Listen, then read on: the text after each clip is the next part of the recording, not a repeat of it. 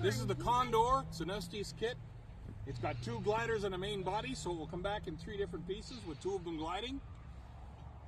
It's going to go up on an AA tree while we try the test first.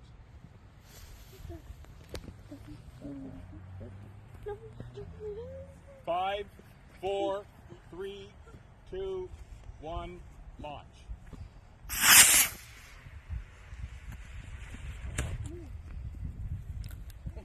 Engine wasn't powerful enough. There comes one, and there goes the other one.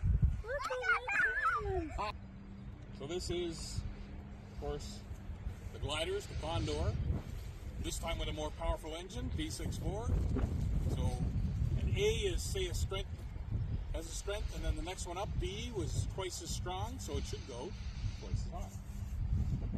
In 5, 4, 3, 2, 1.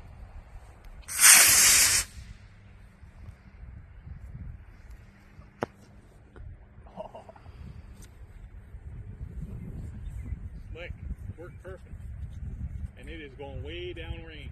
Oh, wow, man. That's going in the parking lot. Yep.